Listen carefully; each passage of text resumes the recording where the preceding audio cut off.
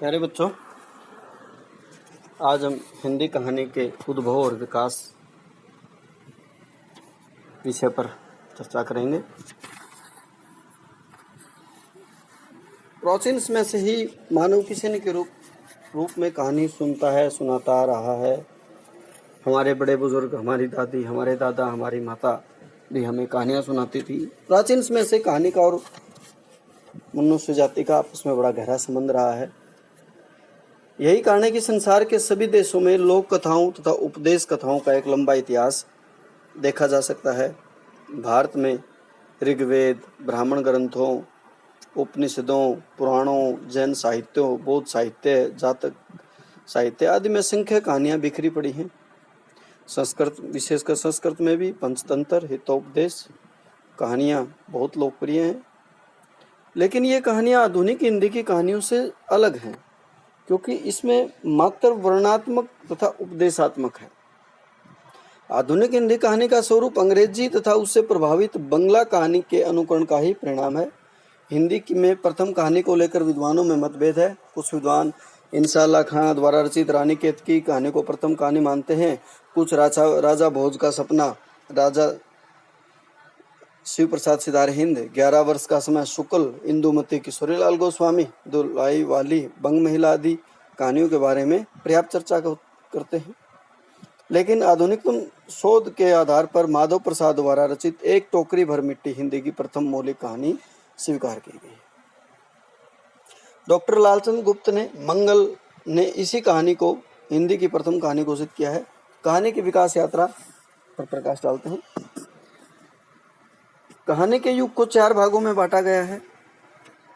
प्रेमचंद को आधार मानकर पूर्व प्रेमचंद युग, प्रेमचंदोत्तर युग, स्वतंत्रता उत्तर युग। पूर्व प्रेमचंद युग में हिंदी कहानी के विकास की जो यात्रा है वो पत्रिका सरस्वती और इंदु नामक पत्रिकाओं के प्रकाशन के साथ शुरू हुई। 1907 में बंग महिला की दुलाई वाली, 1909 में वृंदावन लाल वर्मा द्वारा रचित कहानी राखी बंद भाई का प्रकाशन हुआ। उधर इंदु नामक पत्रिका के माध्यम से जयशंकर प्रसाद ने हिंदी कहानियों में कदम रखा। उनके द्वारा रचित 2 कहानियां ग्राम 1910 में, रसिया बालम 1912 इंदु नामक पत्रिका में छपी। इन दोनों कहानियों में नवीन भावपूर्ण कल्पना की प्रधानता है। प्रेमचंद पूर्व युग में चंद्रधर शर्मा गुलेरी का नाम भी सबसे ऊपर आता है। उनके द्वारा रचित कहानी उसने कहा था अत्यधिक लोकप्रिय हुई। कला की दृष्टि से यह कहानी उत्कृष्ट मानी जाती है। प्रेमचंद पूर्व युग में जयशंकर प्रसाद के अतिरिक्त प्रेमचंद, कौशिक, सुदर्शन, पांडे बेचन शर्मा, उगर, चतुर्सेन शास्त्री आदि साहित्यकारों ने कहानियां लिखनी आरंभ कर दी थी। प्रेमचंद की पहली कहानी पंच परमेश्वर और कौशिक की रक्षाबंधन प्रेमचंद पूर्व युग की कहानियां कही जा सकती हैं। इस काल की कहानियों में जो विशेषता थी वो थी चरित्र प्रधान, वातावरण प्रधान, घटना प्रधान और ऐतिहासिक कहानियां। उसके बाद आती है प्रेमचंद युग, जिस युग में प्रेमचंद जी का वर्चस्व रहा। कहानियों के स्वरूप और गठन को प्रेमचंद युग में विशेष सफलता प्राप्त हुई। घटना विन्यास की वक्रता, पात्रों का शील वैचित्र्य, मानसिक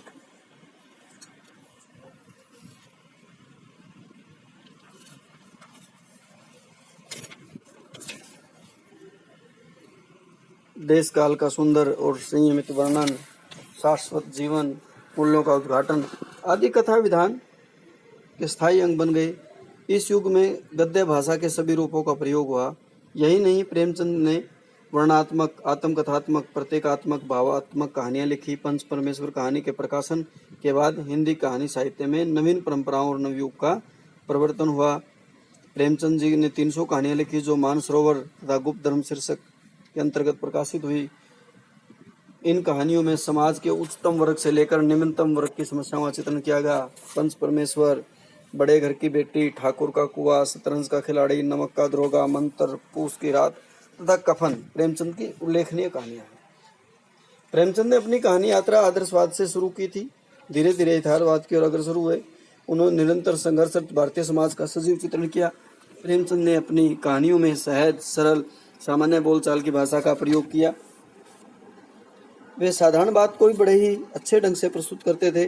उनकी कहानियां में जटिलता, दार्शनिकता से मुक्त हैं। मुहावरे लोकोक्तियों का बड़ा सुंदर प्रयोग किया गया। भाषा सरल सहज है।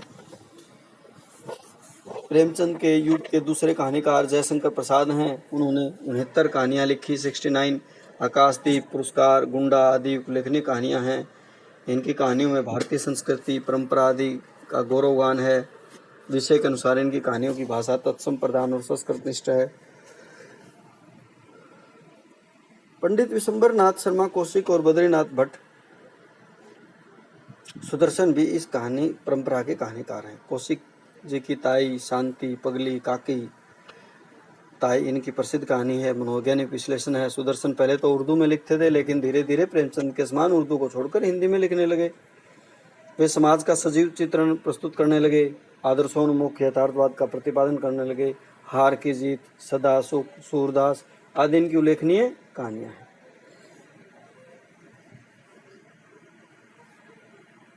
प्रेमचंद युग में दो अन्य प्रसिद्ध कहानीकार हैं, पांडे बेचन शर्मा उगर और यशपाल जी।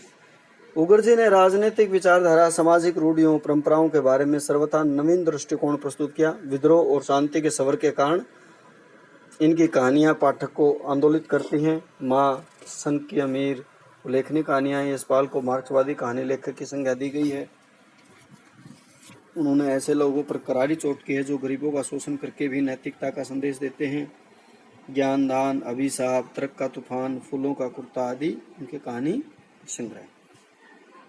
इसके बाद आता है प्रेमचंद उत्तर युग। प्रेमचंद के बाद हिंदी कहानी का विविध क्षेत्रों में विकास हुआ। इस युग में काफी संख्या में मनोवैज्ञानिक कहानियां लिखी गई। जैनेन्द्र, अगे, जोशी इस युग के प्रमुख कहानीकार हैं। इनकी कहानियों में व्यक्तिवादी सवर की प्रधानता है। जैनेन्द्र ने शिल्प और भाव दोनों दृष्टियों से उत्कृष्ट कहानियां लिखी हैं। वे प्राय पारिवारिक जीवन को ही अपनी कहानियों का विषय बनाते हैं। सफरदा, ध्रुव यात्रा, वातायन, जयसंधि, पाजेब, फांसी आदि उल्लेखनीय कहानियां हैं। जोशी जी की कहानियों में भी मनोवैज्ञानिकता है तथा उन पर फ्रायड का प्रभाव भी देखा जा सकता है। मनोविश्लेषण के प्रति उनका विशेष आग्रह है। रोमांटिक और छाया, आहुति, दिवाली और होली आदि ऐतिहासिक कहानियां हैं।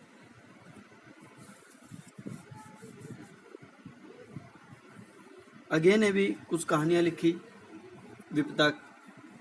विपतका, कोठरी की बात, शरणार्थी, जयदोल प्रसिद्ध कहानी संग्रह है। उसके बाद आता है 1950 स्वतंत्रता तो उत्तर युग।